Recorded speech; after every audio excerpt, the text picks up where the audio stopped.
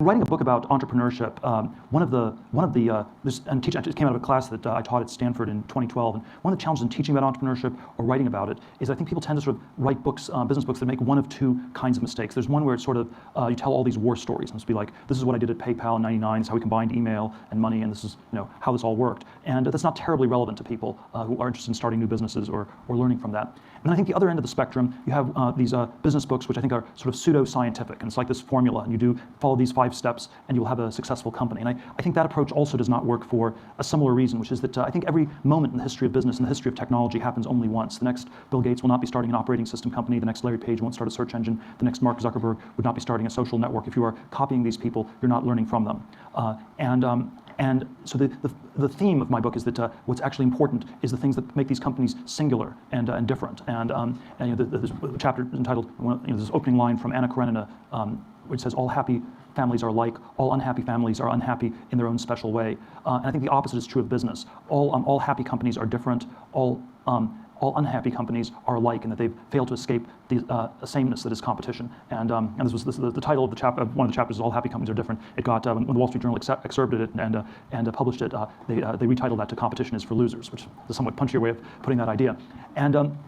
And I try to get at this uniqueness question through these various contrarian questions I think are good to ask. One, the business one always is like, what great company is nobody building? The more intellectual version of this question that I think makes for always a terrific interview question is, tell me something that's true that almost nobody agrees with you on. And this is a shockingly hard question for at least 2 different reasons.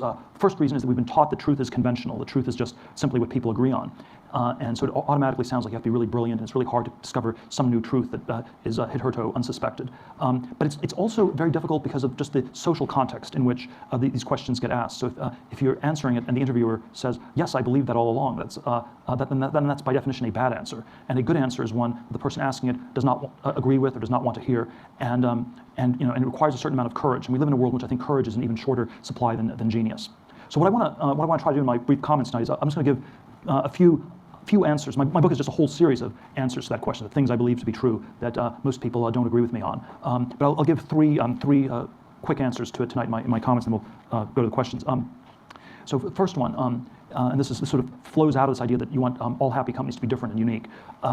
Most people think that capitalism and competition are synonyms. I believe they are antonyms. A capitalist is someone who accumulates capital. A world of competition is a world where all the profits are competed away. And so if you're an entrepreneur or a founder, you always want to be building a monopoly. You do not want to be doing something where you're in cutthroat, ferocious competition. A restaurant is a terrible business to go into. It's super competitive and extremely non-capitalistic. People never make money opening restaurants. And I sort of give Google as the example of a company at the other end of the spectrum where you have enormous profits, and you've had no sort of serious competition in 12 years, ever since they definitively distanced themselves from Yahoo and Microsoft back in 2002.